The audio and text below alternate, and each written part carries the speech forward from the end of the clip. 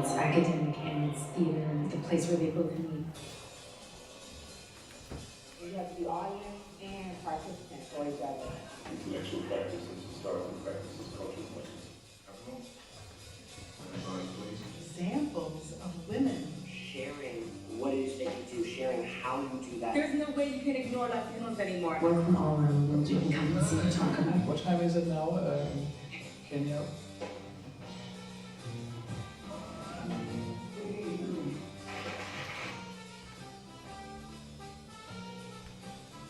It started out about different people and about different things. A whole sea of phenomena. Theater for everybody, yes, everybody. That's just what should be done. Have to do to pretty fit And indeed, my understanding of life, relationships, death, has already changed.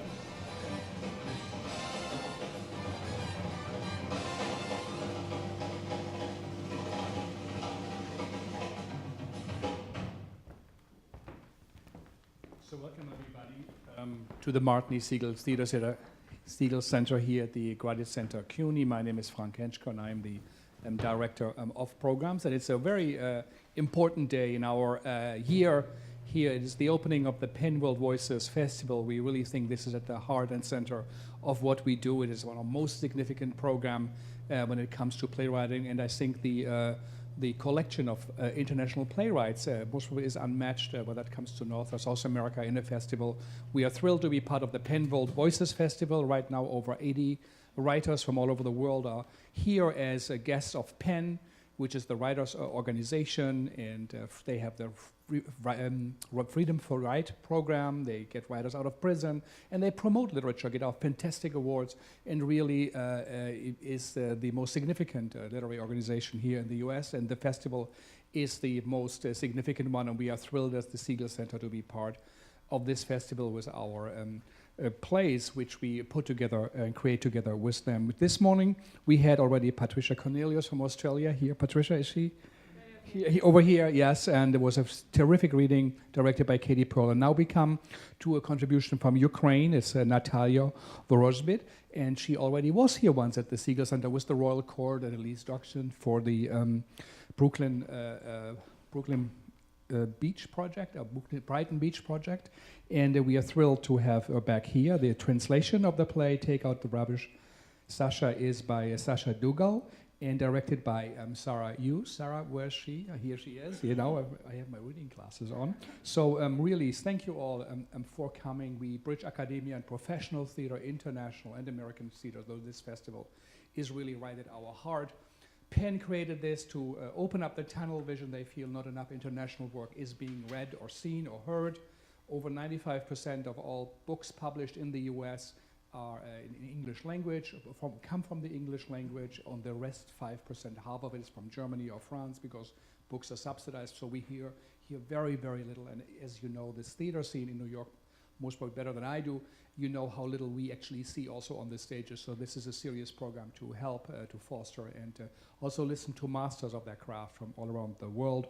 With us tonight also, this evening, is Christian Parker, from the head of the Columbia University Theater Program, who will then speak with the director and the playwright, with Natasha, Sarah, and Sasha himself. And again, thank you for coming. The last thing is, please, if you have a cell phone, take it out for one moment. I'll do the same. And see if it's off. It should be on silent and off. Okay, so thank you very much, and here we go.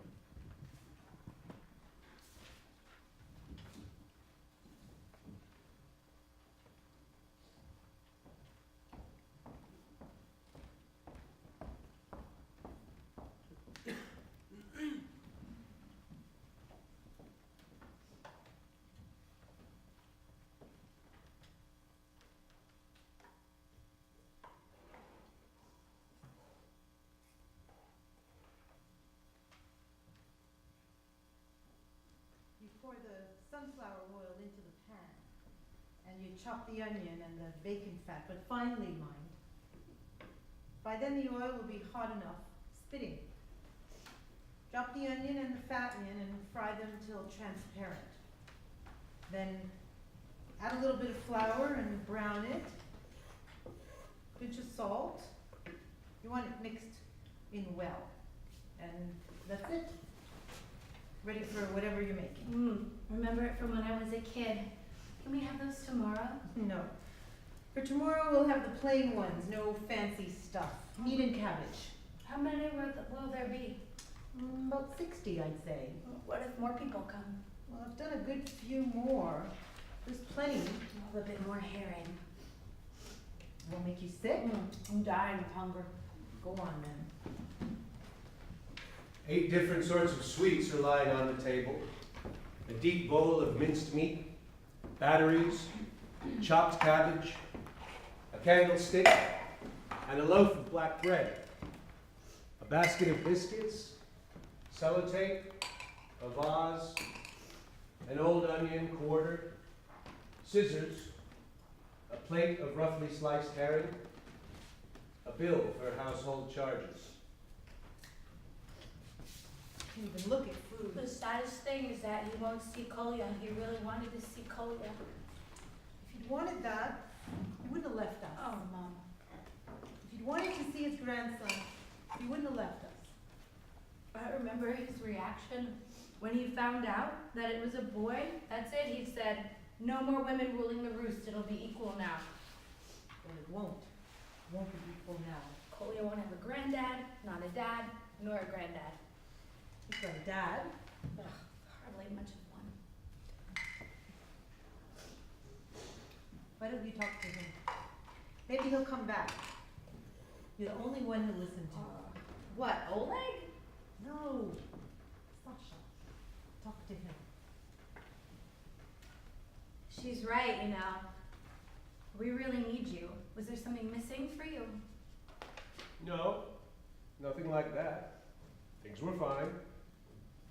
You wouldn't have done it if things had been fine. Done what? Oh, how can he ask? I heard him getting up. 5:30. Same as always. I wasn't planning on getting up. I put his clothes out the night before. I heard him go into the bathroom, and from there, there's an almighty crash. I go in, and he's just lying there on the ground, his head like this, and he's whispering something. No, I don't remember that. He's whispering something. He was still whispering. And I can't bother her. Who am I going to ring? Even now makes me feel... Oh, the lot from the morgue turned up, and they wrapped him in a carpet to carry him out. Never gave that carpet back. Put that fish away. It smells. Can't stand it. How could you do it to me? Shh, you'll spoil the dough.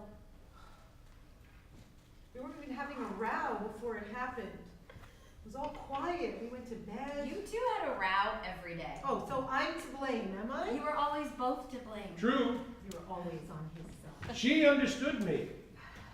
Well, no one understood me, not you, not her. Don't involve me in this, all right? Who's involving you? You relax. You're supposed to be keeping calm.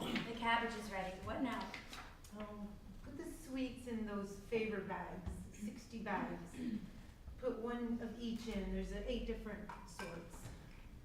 Toffees, jellied fruit, boiled sweets. You always used to hide them from him, the sweets. He used to eat them all. He never used to leave any, behaved like he was the only one in the house. Didn't matter how many you put out. He'd work his way through them, drove me crazy. Well, he was welcome to them. There you go. You come back, you can eat till you choke. What's that supposed to mean? He loved those plain toffees. Didn't I earn enough to have myself a few toffees? That's all you did earn enough for. You weren't wrong there. Paid in toffees you were. Well, now you'll get my pension. 2,000. You should have dropped dead long ago. I'd be a rich woman by now. That's not fair. You were curing him of the drink. Sweets were all he was allowed. Stop howling and keep calm. The soup went off, and instead of chucking it out, you boiled it and gave it to him for lunch. You've got some nerve sitting here and saying that. Is that true? It's not true. We'd get the fresh meat, he'd get the day before yesterday's. Well, what was I supposed to throw it out? Oh, Katya, you treated me like a dog. Was there ever any love? Oh, marvelous. There'll be back before you can say the word. Sasha, come back. Come back where? To my dog kennel? I was joking about the soup. She hasn't eaten anything for 9 days now. Katya, you must eat. I can't. I feel sick. Katya, sweetheart. My Sasha. I can't. Bastard. Selfish all his born days. Mom, no. Hobby. That's what it was. Not a real job. Never earned anything in that army. Went off on trips to see his mates. Had his fun. He was a soldier, an officer, a colonel. An officer. An officer. I was the bloody officer. My whole life was a battle. I fought for this place, for the Toyota, my 2 kiosks, so you could eat nice food and wear smart clothes, and what did I get? Fights with the tax people, the fire officers, competitors. Who's the officer around here? Me! I was an officer in the Ukrainian army. The what army? Why? There hasn't been a war since anyone can remember. Just a bunch of big men all pretending to do something. Lazy so-and-sos. No money, no glory.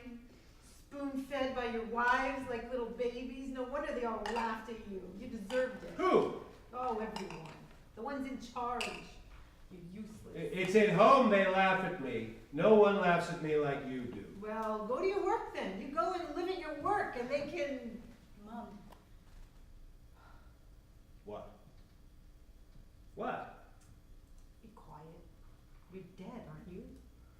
So be quiet. All right, I won't say another word. That's it. Let's move the table. What for?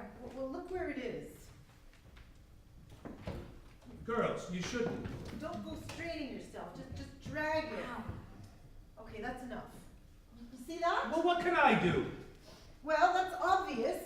You can't do anything.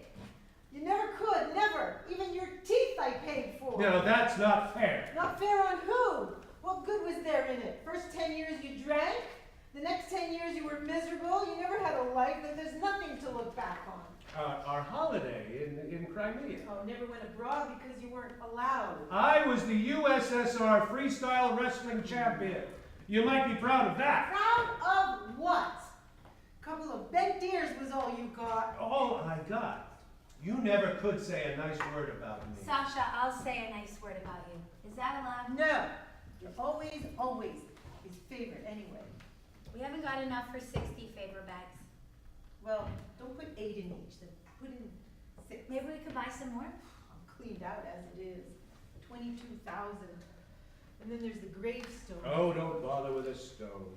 Put a cross there. Oh, right away. Did we forget to ask you? It would only be a couple of kilos of sweets. 6 in each. That's enough. Ah, it's all the same to me. Where did you put my medals? Where do you think I put them?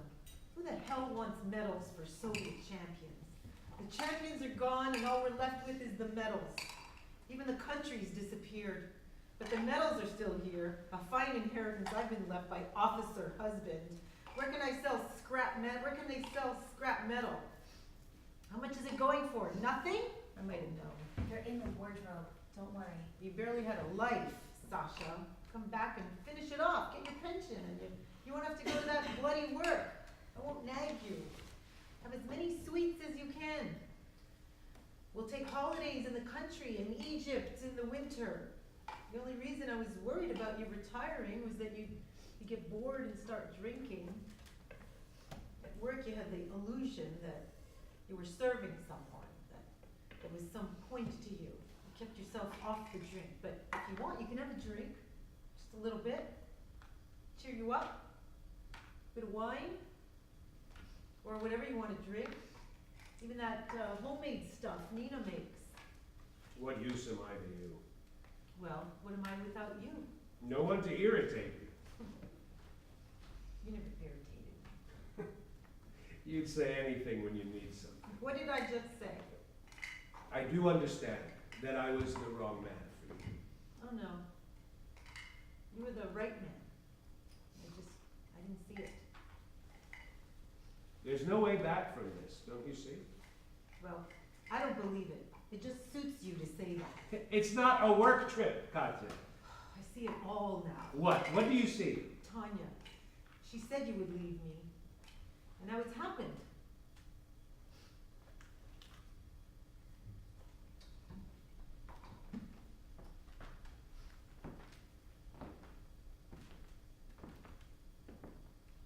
The dough is rising, and it swells over the top of the pan. It's worked up a treat. Sasha used to love my pies. When was the last time you baked pie? Oh, when did I have time? Either we were doing the place up or paying off a loan, and the whole lot fell to me, the wife of an officer. Hey, Sash?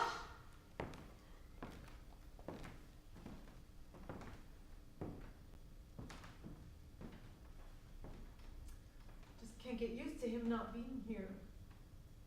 Keep thinking he's still here with us. I talk to him, nag at him. Me too. How am I going to get through tomorrow? 9 days it'll have been, then 40 days, and then a year. And each time they'll be here watching, talking about us, judging us. How much food I put on the table, how many people came, what we wore. Have you got something to wear? Oh, that black dress that I wore at the birthday party. It's a bit short. So, what would happen if we didn't do it? Do what? Didn't do anything tomorrow for the 9th day. What would happen? What do you mean? No peace for the soul. Your soul? Sasha's. Oh. What do you think? Should we book the taxi today? No, tomorrow is fine. Half an hour before, and we'll pick up Grandma on the way. Well, Tolik is bringing Grandma to the cemetery. Oh, right.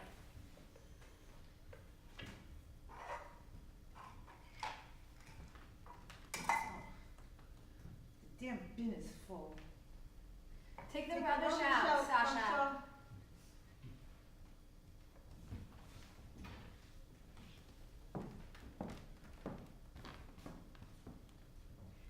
Epitaphs to suit any taste. You took so much of us with you.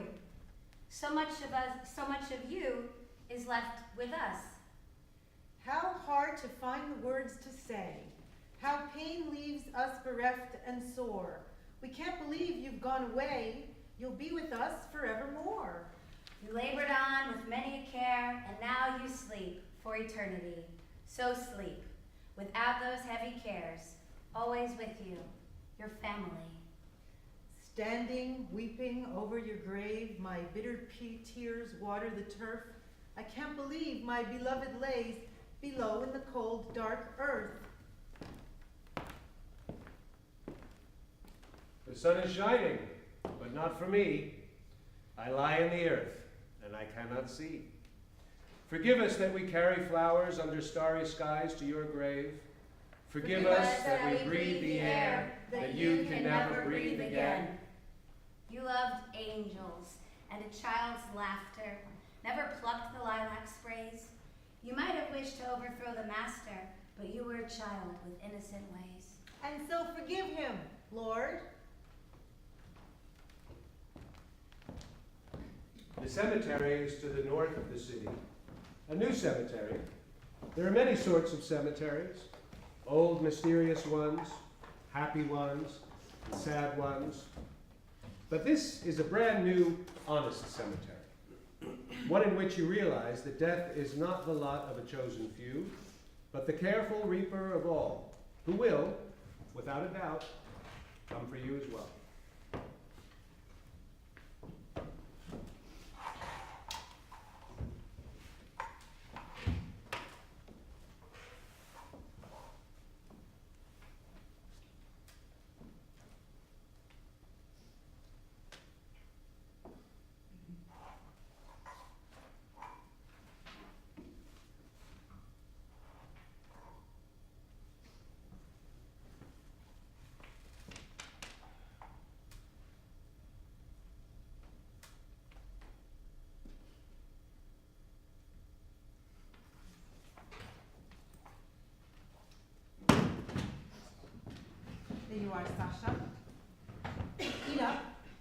put the sweets out. Of course I did.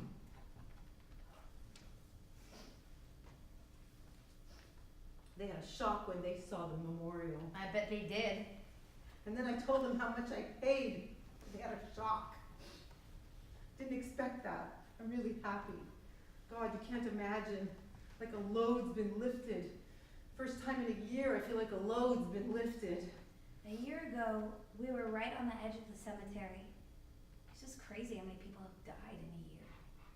There's a girl over there, really young, and a child, Christ, born in 2010. That's terrible. Yeah. They're dying very young. I'm always wondering why Sasha left us so early. Heart disease. He was murdered. Christ, Mom. His spirit was killed. Well, what, by us? Us? At work. The command putting pressure on him all the time. Always making more demands on him. And that boss of his was a shit. As soon as something went wrong, he was threatening him. And they were also scared of being let go. It's not like he wouldn't have found himself work. He'd have been in demand everywhere. Doesn't matter. God sees everything. It'll be payback time soon. For who? All of them.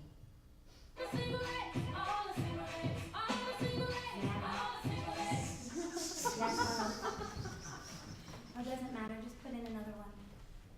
Whatever. He's spitting it out? Well, don't give it to him, please. No, I did tell you. I told you before I left. It'll be okay. A spoomazin. Yeah, give him a spoomazin.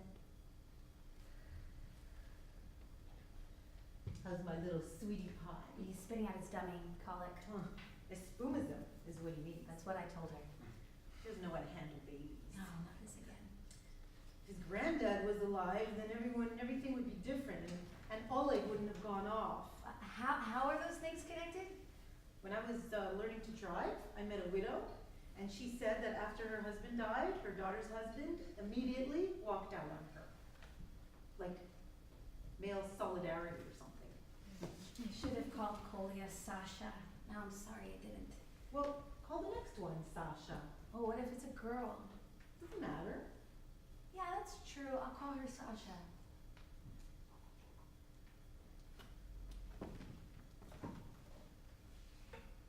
Sasha. My own sweet husband. A year has passed since that terrible day when you left without saying goodbye. Well, if that's what you decided to do, it must be you knew something, like God must have called you up into his heavenly army. Lie in peace. Rest in peace. Rest in peace. That's right. Can't speak straight.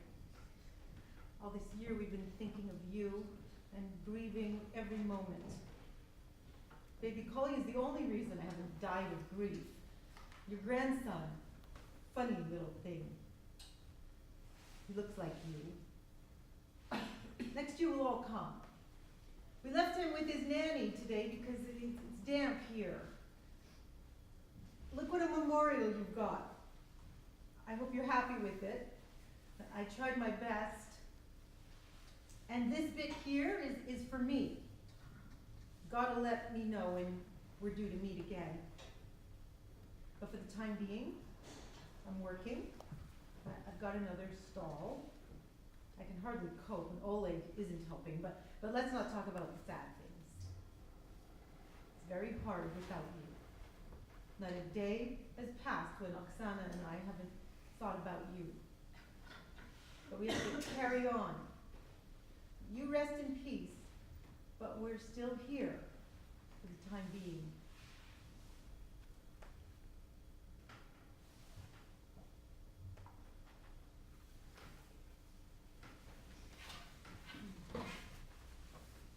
Oh, I didn't put any caviar on his sandwich.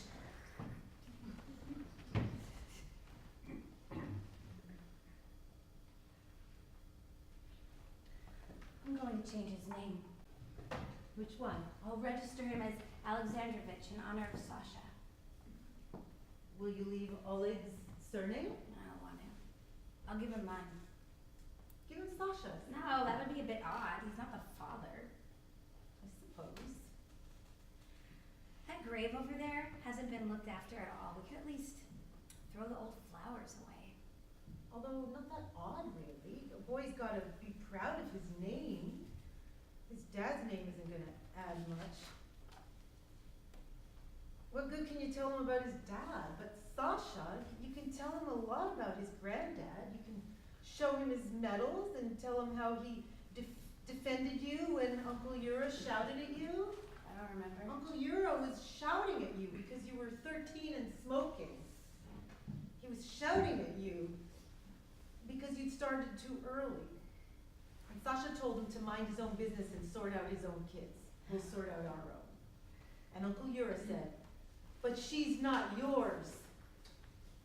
And Sasha, he took you by the hand like this, and he said, "She's mine all right." And Uncle Yura was apologetic, right up to when we moved. Let's have some more wine.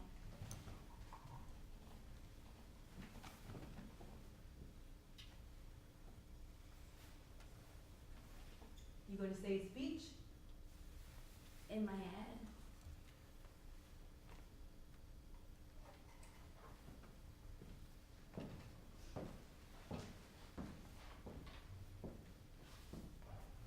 Sasha. You know, a month before you died, I didn't stand up for you when you wanted that glass of champagne at the New Year and Mom wouldn't give it to you. I was scared you'd go back on the drink too. Because when you went on the drink, it was funny at first. I'll never forget when you took me to the circus. But by the fourth day of drinking, you'd have turned into an animal. Now I can see that glass of champagne even now. I don't suppose I'll ever drink champagne again. And I remember how cross I was with you when you chased off all my admirers. You were right though. They all turned out to be shits. That Oleg, the one you called a bastard, disappeared off to Russia to work and never came back. And I've got to confess something. Just after you married Mom, I spat in your soup. I was a stupid teenager, but all the same, I'm sorry for it now. Poor Sasha.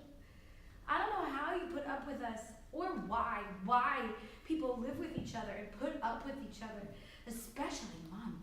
All her jealousy and hysterics, and she was always putting you down. Sometimes I wanted to just grab a chair and swing it at her head. Forgive her and forgive me. After you died, I began to think that you were the only man in my life. Neither a lover nor a father. Just a man. I don't know how to explain it.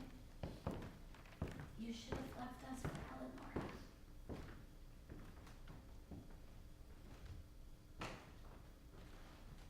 If you got nothing to say to him, why don't you tell us one of your memories? Oh, I can only think of stupid stuff, like when a beetle climbed in your ear and Sasha washed it out with homemade vodka. Yes. Remember when a pack of dogs attacked some woman in the town center and Sasha saved her? And then the woman gave him a knife. Valia, she was, from Balzac Street. Oh yeah, that was it. He was a man. Remember how he used to turn heads? An officer. Don't make them like that anymore. And his students adored him. And his subordinates. He could be strict, but they respected him. Because he had a sense of humor. He loved playing jokes on people. Never refused me anything. I'd say, Sasha, I need to go somewhere. And he'd get up without saying a word and go. Like when Grandma was ill or you were. No questions. Any time of the day or night. Really miss him. In Crimea, he got into a fight with some men from Moscow. You know how they behave down there. So he fought. I mean, he ripped them to shreds. That was it. They vanished. He brought them down. 1 against 3. I thought he'd kill them. He was a champion sportsman. And he died. With dignity. Not in his bed, not soiling himself. I had this dream. I didn't want to tell you about it. What? That he hadn't actually died. His death had been faked, like one of those secret military operations. Instead of him, there was another man's body that looked like him. And then a year later, he comes back and says, "I'm so sorry, girls. I had my orders. I had to do it. I couldn't get out of it." So I started yelling at him, "How could you? We were in hell."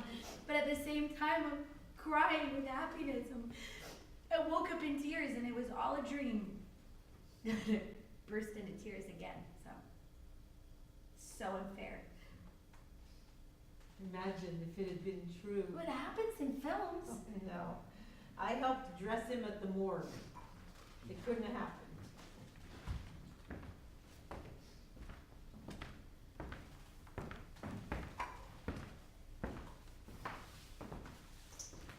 Hello there. Come and drink to the departed. God rest the soul of Alexander. Alexander. Still young. His heart went. Thank you. Here, help yourself.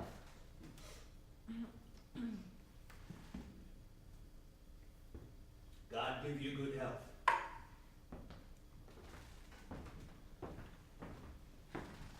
Reminds me a bit of Sasha.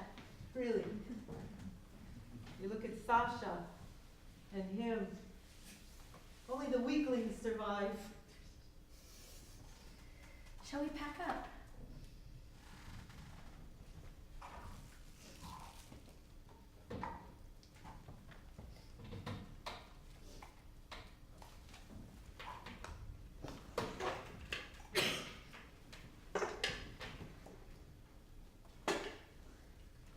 I've only ever dreamed about him once. He said, move the pension into another bank. I moved it, of course. But I was really upset. I said, what, is that all you've got to say to me? The man who looks like Sasha comes back and takes the plastic cup of vodka, caviar on bread and sweets. He sits down by Sasha's memorial and eats and drinks. Together with the man who looks like Sasha, we see a fresco of Sasha's life. In all the pictures, Sasha is wearing a military uniform and medals. Sasha is winning the fight with the drunken, arrogant men from Moscow who are trying it on with his girl, Katya. One lies defeated on the shore, another runs away, a third begs for mercy. Sasha is wringing the neck of a mad dog. The pack of dogs is dispersing. The woman who was bitten by the mad dog has a shopping trolley in which she has bones to make stock for her family. She reaches out to her savior. Blood trickles from her legs. Sasha carries the young Oksana on his shoulders into the circus. Elephants and tigers step aside respectfully. Sasha is carrying his elderly mother-in-law into the hospital. The Grim Reaper steps aside respectfully. Flying angels part.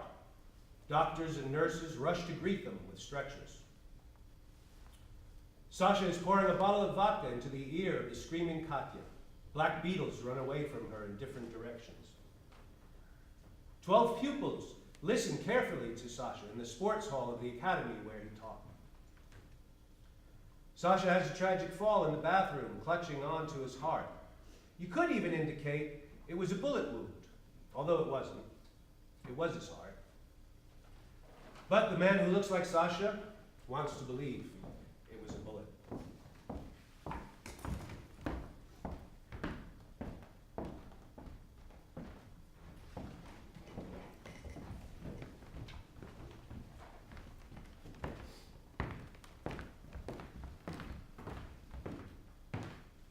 Why did you call? I did.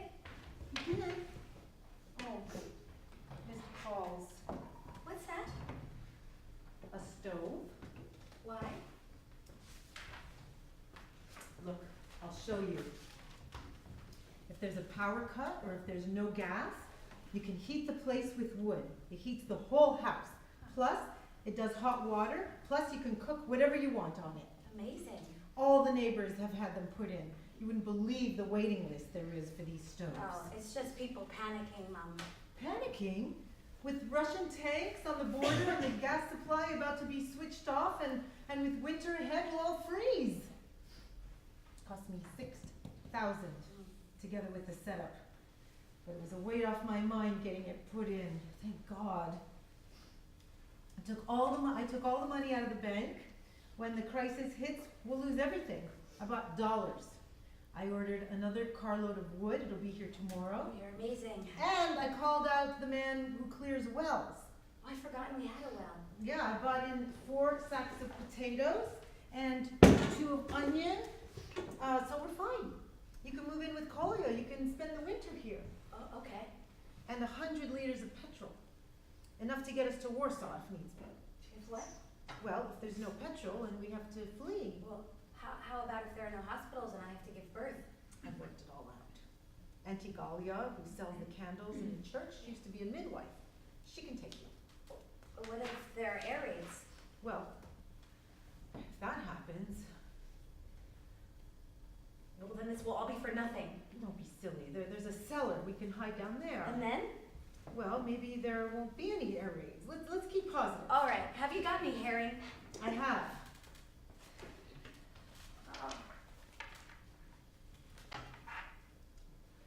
What's wrong? Nothing.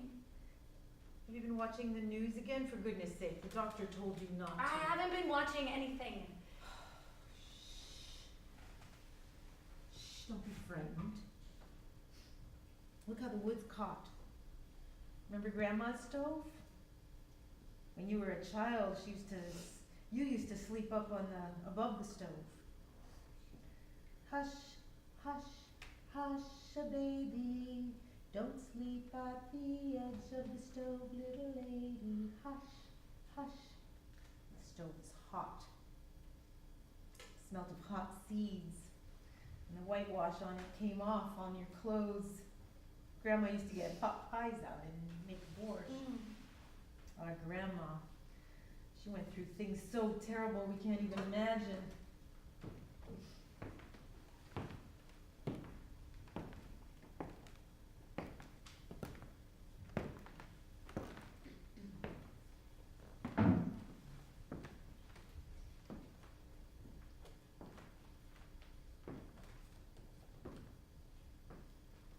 So, what is the news? Haven't watched television all day. Doctor told me not to watch television. Oh yes, quite right. He's worried about me again. He told me I need to keep calm. Well, keep calm then. Are you taking vitamins? Yes. Well, my blood pressure is up. I measured it today and I can't even bear to say.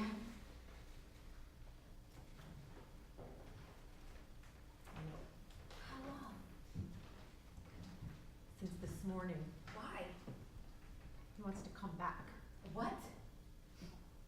You tell her, Sash. Why have I always got to? Well, you've got this war. The men and me, we discussed it, and we need to be back here. Well, in order to do what? That's what I said. What? I'm an officer. I can't just lie there. How come that didn't occur to you before, officer? Well, I don't know. If I'd known. If I'd known. Mom's right. You should have thought of it before now. And who said there was no coming back from over there? Well, you know. I do know. If I ask, then of course it can't be done. Well, it can't really be done, but if there's a 6th call for mobilization, then it can. What's the 6th call for mobilization? Well, they've mobilized all the living now. The 5th call took the last of the living. But the war keeps on. So High Command asked us. But how do you think it's going to happen? What are we supposed to tell people? Like, wow, he's back. What am I supposed to tell Kolya? Oh, look, here's your granddad. And where has he been? It's fine. Lots of us are coming back. Lyosha's coming back. And Sergei and Vova, all the officers are. Wasn't worth it before, but it's a different matter now. Who the hell needs you? My country, my family. I'm against it. I'll be straight with you. Why? Well, I don't want you to get killed. What difference would that make now? Exactly. Well, is that what you want? Me? What? To send him off to war? You need a bit of money for that. Boots, uniform, Kevlar helmet, they're supposed to cost about $500 if you buy them from a trader. We were collecting for one. We couldn't afford that. Sasha. And if we had to bury you again, I couldn't afford it. Oksana's right. Discussion over. What are you talking about, you two? I made an oath. Me, Vova, Sergei, Lyosha. You remember Lyosha? I watched him dying of cancer before my eyes. When we went into the army, we made a solemn oath to the people of Ukraine to be loyal and true to them always and carry out our military duties and the commands of our superior officers conscientiously and honorably, and to support the legal constitution of Ukraine and keep any state or military secrets. Me and Vova took to the drink before he died. Sergei, Lyosha, we swore an oath to defend the Ukraine state and guard her freedom and independence. Me, Vova, and Sergei, he was a colonel as well, and he died of a heart attack as well. And Lyosha, we all swore we wouldn't betray the Ukrainian people. That's you, my girls. Have you gone now? Well, if that's how it is, off you go to the recruiting office. What use are us girls to you? Without girls, there's no point. I want to send off from you. We already sent you off. Have a heart. For this sixth wave of mobilization, they need to obtain permission from living relatives. Well, I won't give it. I'll write you. I'll send you texts from the front line. You can send me pictures by the grandchildren, parcels. You can worry about me, and I'll defend you. We'll do it ourselves, Sasha. We've been managing by ourselves. You just rest. Let other people go. You've got a good excuse. The sixth wave of mobilization. There are no excuses. I'm not giving my permission. All right. Well, I'll go and ask Eleonora then. Who? A woman. Who is she? Do I know her? What difference does it make? Definitely not. Sasha, I'm shocked. Do we need to know this? Is she your lover or something? I saw someone was bringing you flowers. You think what you like, but if you don't need me, then she can be the widow of a hero, and you're nothing. Sasha, is this blackmail? I'll be off. Stop! Did you cheat on me then? No, I didn't cheat on you. Well, nothing like that. You just really hurt me. That really hurt. So who's this Eleonora? Mom, I saw her. Forget it. She worked in the literature department. She loved me. She's the size of a bus. Why didn't you tell me? Nothing happened. I just said it to upset you, so you let me come home. I've not settled there. Let me go to war. You're in a good place. You rest. We'll do the fighting ourselves. Good grief. Come back, she says. Come back. Women, huh? Don't get in a state. Do you need anything to take with you? No. Have you got money and visas, just in case? We'll cope. Put on our song to say goodbye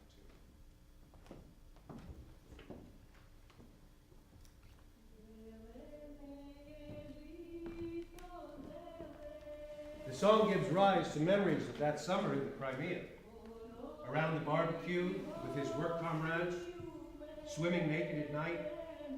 She has big breasts and long hair. She's leading him drunk into a hotel room. He is leading her drunk into a hotel room. A young Oksana is jumping on the iron bed.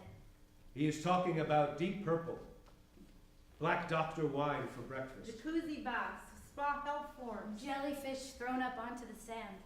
soup made of tinned vegetables and corn porridge, and in a cafe a song, grotesque and sublime. The electric mosquito repellent is invented.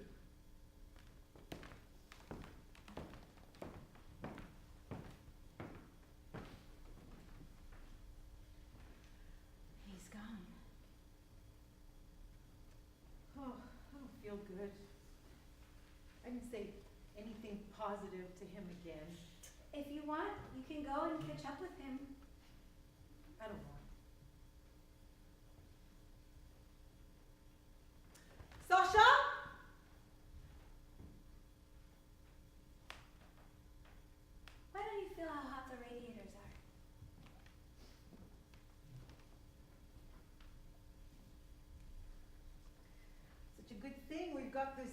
solid fuel stove. A very good thing. And an old well.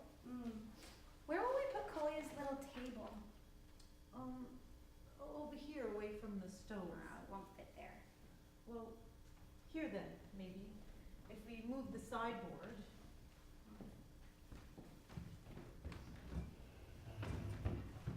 Well, look. Look what's here. Oh, someone hid the sweets. Strange. Very strange. Not me. No, I don't even eat sweets. Oh, these are well past their sell-by. Give them here, I'll throw them away. Well, the bin's full. I'll take it out. I'll take the potatoes down to the cellar.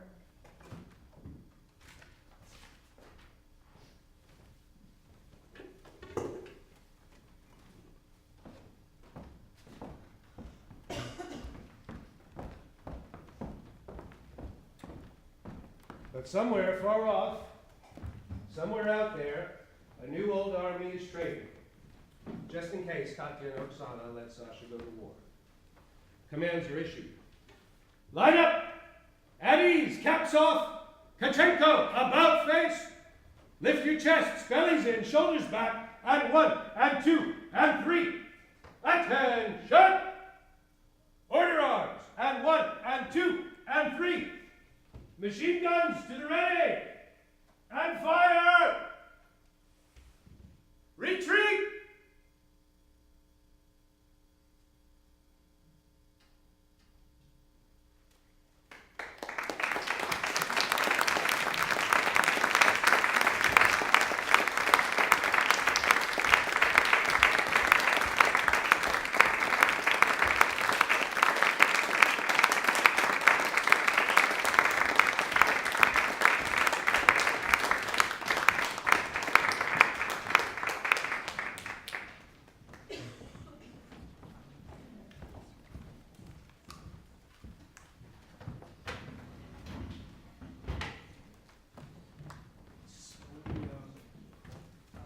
Over here, Natal'ya, and the other Natal'ya, our translator, and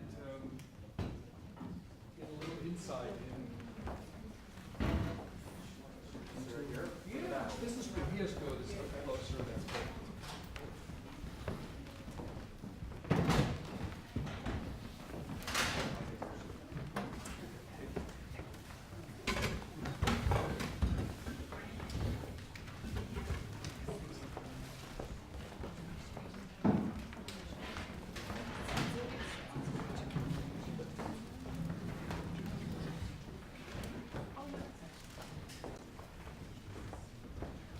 Okay, hi everyone.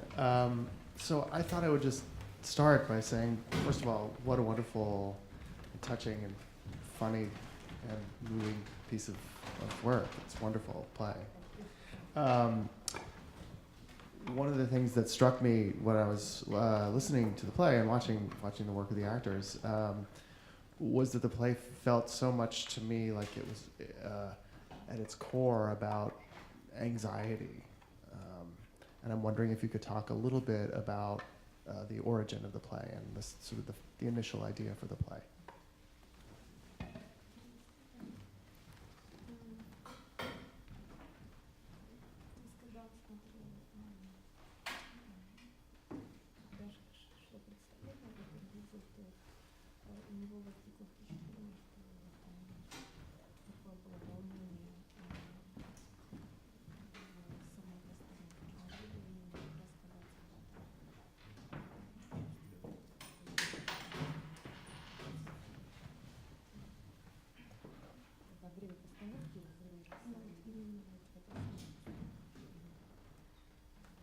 Do you mean anxiety in the play itself, right? Yeah, there's as a theme of the play, anxiety.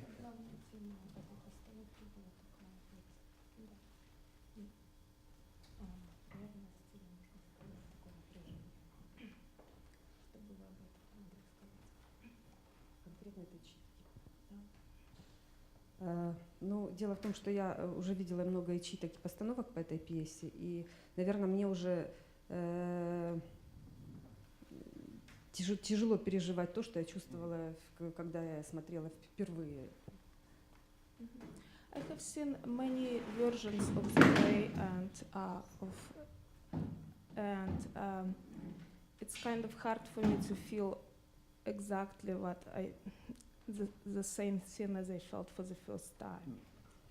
Но поскольку эта пьеса, она частично автобиографичная, то есть я ее написала, когда у меня умер близкий человек, мой отчим, да, и потом через несколько лет началась война, и я думала о том, как хорошо, что он умер тогда, иначе он бы сейчас пошел на войну и опять бы умер.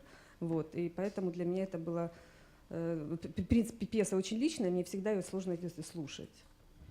Well, for me, this play had an autobiographical character because my stepfather died, and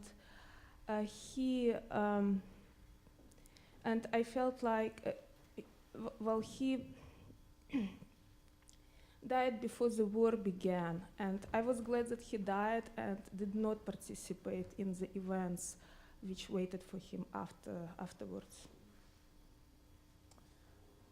One of the other questions I had was about translation, actually, and one of the things that I noticed in this play is that the tone changes some between being very emotional and it's a bit heavy, and then all of a sudden there's a lot of humor, and I wonder about that process for you, watching it being translated into another language. У меня еще есть вопрос о переводе. Вначале тон был такой более тяжелый, драматический, а потом он изменился в такой более иронический. И что вы думаете о самом переводе и о характере его? Ну, если бы я могла рассуждать о переводе, я бы сейчас говорила по-английски, мне бы не понадобился переводчик, поэтому я не могу об этом рассуждать совершенно. Я знаю, что в принципе, на мой взгляд, я писала всю пьесу в ироничном ключе с юмором, и это достаточно смешная пьеса, обычно смеются с самого начала. It's difficult for me to talk about the play and translation because unfortunately, I cannot speak English fluently and cannot really express the nuances of the translation. But I would like to say that the play itself was designed to be ironical right at the beginning, and it's funny actually from the first word, and it meant to be it meant to have an ironical character throughout the whole piece of it. Sarah, do you want to talk a little bit about sort of your encounter with this play and sort of what what conversation you had together about it?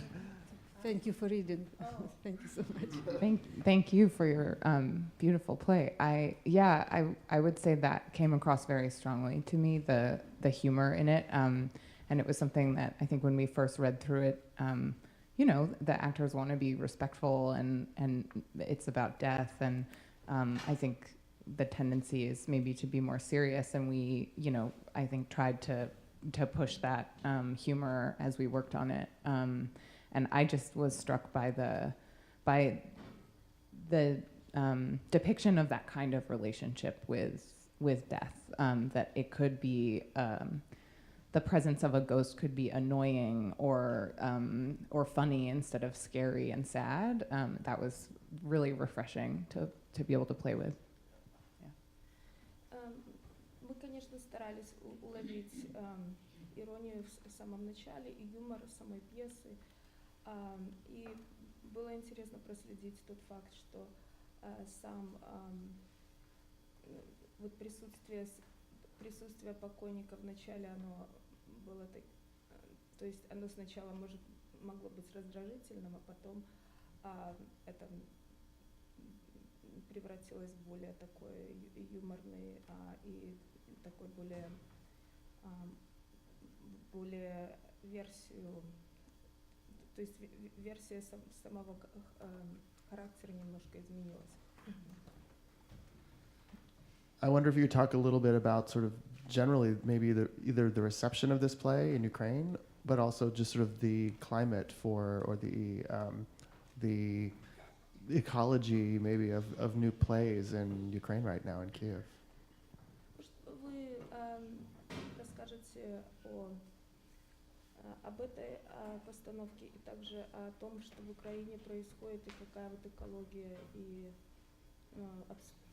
вообще обстановка именно вот таких постановок в Украине. Ну, стоит сказать, что театр не был сильным местом в украинском искусстве, но после тех событий, которые после Майдана, в общем-то, и после того, как началась война, как ни странно, а может это вовсе не странно, но театральное движение стало гораздо более интересным, и очень много людей при помощи театра пытаются рефлексировать на тему происходящего. Well, after the war began in Ukraine, a lot of people are trying to reflect on what's happening and to depict it in the playwright of the temporary theater. Great. Maybe we should open up for questions if there are any from the audience. I know that we should probably keep this relatively brief. Yes. If you don't mind, I'll ask in Russian and English. Мне очень понравилось, спасибо большое. Потрясающая комедия, понятно, что комедия. И ты сказала, что написано... Ты видела постановки на разных языках или На каких разных? На английском, русском и украинском. Okay, I just translate. I thank Natasha for this, and I was wondering because she mentioned that she saw the play in different languages. As I'm a playwright myself, I'm crazy interested about these differences and like sort of like how you catch what is going on stage, even if you're not fluent with the language. Ну, что ты скажешь, как на английском? Потому что я все время переводила на русский, когда я слышала. Ты на украинском или на русском написала? Я писала на русском. Я все время переводила на русский, потому что для меня на английском было как-то странно. Как тебе это просто по слуху? Ну, мне вообще легко, потому что когда я не понимаю пьесу, мне очень легко ее слушать, я не страдаю. А когда я понимаю, то я всегда страдаю, в общем. Поэтому, да, конечно. Okay, she said that I might translate that, so I asked her how she feels about listening to this play in English. Because like for me, my mother tongue is Russian, so I was constantly translating this play in Russian. And I was wondering if she wrote it in Russian or Ukrainian, and it was written in Russian. And I was kind of like catching the irony in Russian. And I felt that it doesn't work in English, which is not your fault. I loved what you did. But I was like, Kolya, like all the pronunciation of the names were like, and Natasha just said that she loved to hear it in English because she doesn't suffer if it's in a foreign language. Thank you. Other questions? Anybody else? Yes. I wonder if these conversations went in your head after your stepfather's death, the ones that they were having with Sasha. Эти разговоры, которые были в пьесе, они каким-то образом имеют отношение к вашему отчиму, который умер, и как-то они напоминают о том, что он говорил? Ну да, конечно, это много, я слышу голос своей мамы. Понятно, что много собирательного, но я же пишу про то, что я знаю, и я не очень-то умею выдумывать про людей, которых я не знаю.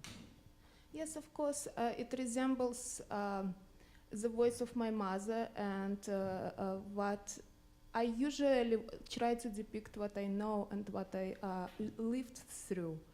And I'm not very good at making up fictional characters.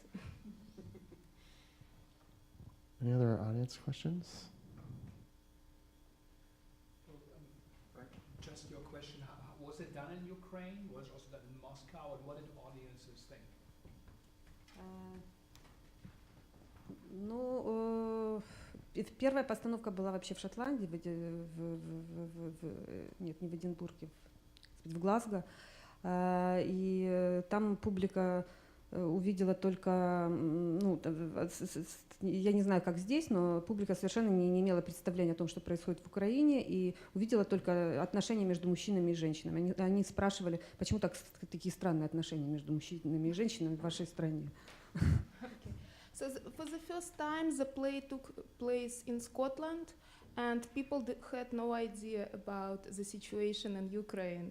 And the only thing they could see was the relationship between men and women. And so they were surprised why the relationship between men and women is so strange in Ukraine. Постановка в Эстонии, на эстонском, кстати, языке, она... Это было такое прямое попадание. Публика очень хорошо понимала, о чем идет речь, потому что эстонцы... Ой, простите, я сейчас ужасно сделала некорректную штуку. Это в Литве было. В Эстонии была другая постановка. В Литве литовцы очень боятся России, и они очень боятся войны, и они считают, что Украина — это буфер между ними, и вот они очень проникновенно слушали, правда, они совсем не смеялись. А когда я их спросила, почему не смеялись, они сказали: мы хохотали, вы просто не понимаете нашу природу, литовцев. Когда мы молчим, на самом деле мы смеялись очень сильно. Вот в чем разница. And also there was a version of the play in Lithuania, and Lithuanians, they're afraid of Russians, so they were a little bit tense when the play was going on. And then Natal'ya would ask, well, why wouldn't you be laughing when the play was going on? And they said, well, actually it was very funny, we just didn't express ourselves. И в России эта пьеса была поставлена очень хорошим режиссером, и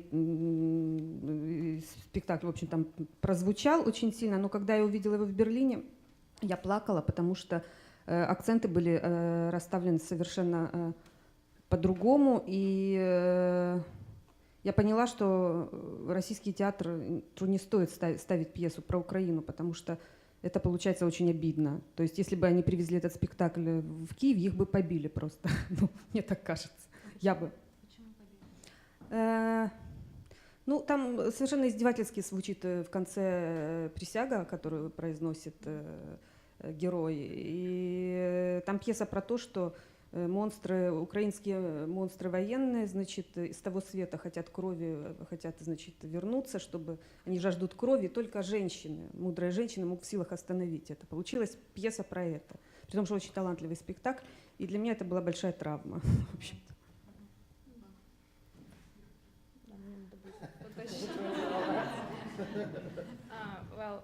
I guess I'll try to translate piece by piece. I was satisfied with the play in Russia and how it went. It was very emotional and very good, but I was actually crying when it was playing in Berlin. Можете пояснить немножко, что в Берлине произошло? Нет, я просто видела этот спектакль, привезли в Берлин, и мне не понравилось, как режиссер трактовал пьесу, совсем не так, как я ее написала.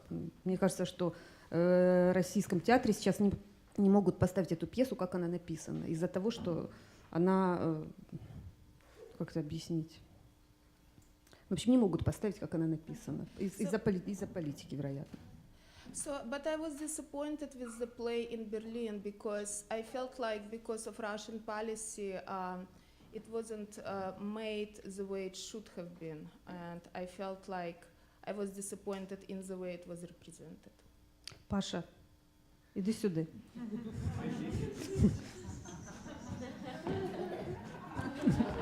Come here, sit here. Она не выдерживает читки. Она спросила, чем отличается читка от спектакля. Читка короче, да? Я сказала, да. So Sasha asked, Pasha. Pasha asked me what was the difference between the play and reading. The reading, and I performance and reading. And I said that читка короче, да? Читка короче, она спросила, я сказала, да. Is the reading shorter than the play? And I said yes, it's much shorter. Мені здається, що чітка більша. Ей кажется, что читка больше. But it seemed to her that the reading was longer, actually. Maybe that's a good place for us to stop.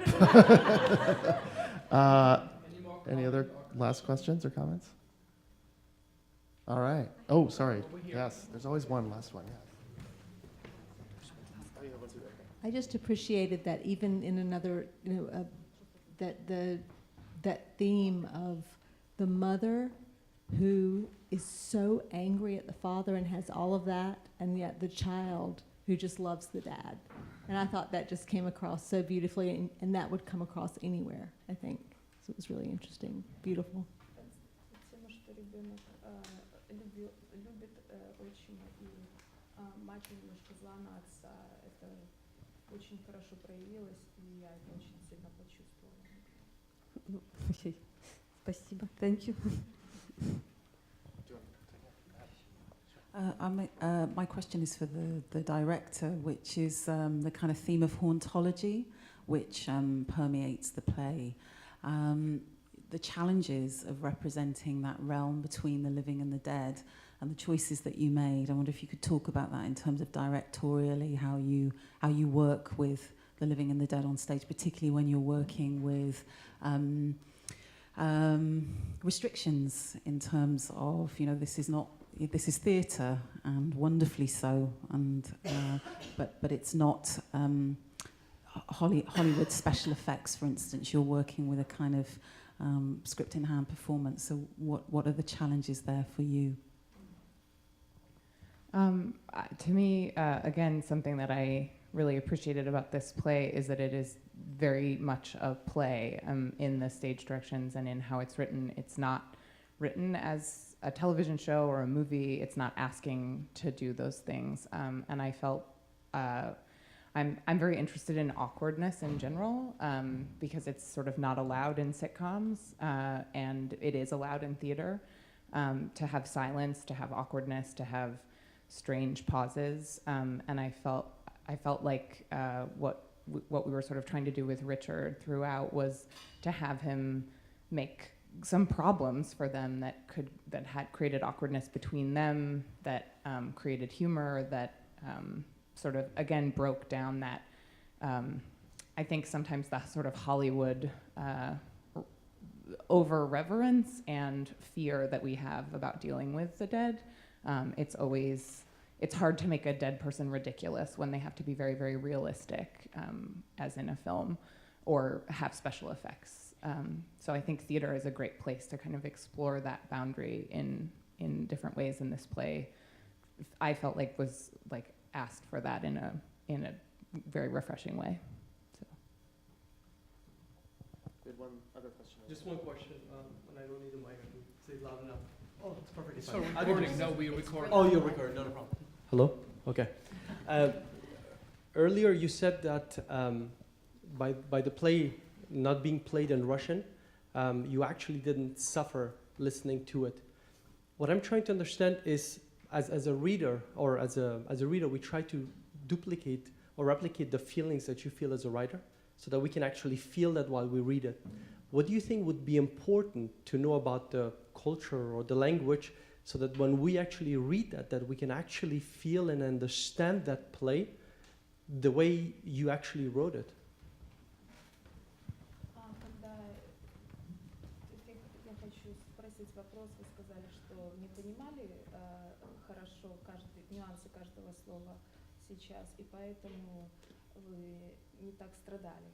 А когда по-русски вы слушаете эту пьесу, то вы страдаете больше. Что бы вы посоветовали в отношении языка и, может быть, культурной игры изменить, чтобы вот именно в английском языке все эти нюансы чувствовались в полной мере? Чтобы я страдала его естественно. Чтобы как бы все могли прочувствовать даже по-английски все нюансы этой игры, чтобы вы все нюансы пьесы. Конкретно этой пьесы? Да. Я имела опыт очень хороший с британским театром, с Королевским шекспировским театром, с Роял Кортом, но нельзя это применять к читке. когда ставили там мои пьесы, режиссер приезжал в Украину, изучал предмет, о котором шла речь вместе с художником, да, и очень много проводил, было такое погружение в тему, такое настоящее, серьезное. Но это неприменимо к читке, тут ничего. I feel like it's much more difficult to express feelings and nuances in English during the reading. And when the actual video of the play was made, the filmmaker actually came to the Ukraine and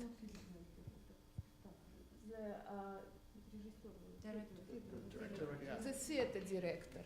He came to Ukraine or Ukraine, and he studied the situation and he studied the characters and playing details. То есть он погрузился более в обстановку и как бы прочувствовался, да? Да, надо изучать предмет, я думаю. Если ты ставишь пьесу про другую культуру, про другую страну, конечно, здорово, если в бюджете есть такой момент, как командировка. Yeah, so it's nice when the director or the project itself has money to actually go to the place where the play is made and to get immersed into the culture and see what's happening and understand the humor itself and then manifest it better to the audience. Maybe one last. Hi, thank you. I'm just curious because I've performed in many different countries, and with translations, plays same play that's been translated in many different languages. And the wonderful and fascinating thing for us as actors is to see different cultures react completely differently to the same text.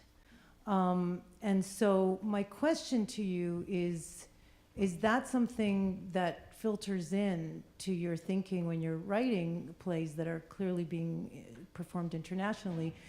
And if not, what is it that you would like, what's the basic thing that you would like international audiences to come away with, having seen your plays?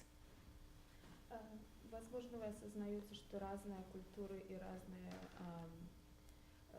разные национальности, они реагируют на одну и ту же постановку совершенно по-разному. И что бы вы хотели, чтобы идеально, чтобы вы представили, что все культуры или все страны, где происходит эта пьеса, вынесли для себя из этой постановки? Ну, вы правильно совершенно сказали, что в каждой стране будут реагировать по-разному, исходя из своего исторического и личного опыта. You are absolutely right that every place, every country will react differently to the play because of the historical and personal background. Но, конечно, в то же время мне хочется рассказать о том, что происходит, кроме своей личной истории, да, которая может произойти где угодно. Мне хочется еще через личную историю рассказать о событиях, которые происходят в Украине, о политических событиях. Of course, I would like to tell my own personal story about what happened to me in the past and my personal experience, but I also would like to deliver a message about the country and what's happening in Ukraine now and what is the situation is like. All right, well, thank you all very much for sticking around and for some great questions, and thank you to the Segal Center and to all of you and to the wonderful actors who read the play. It's fantastic.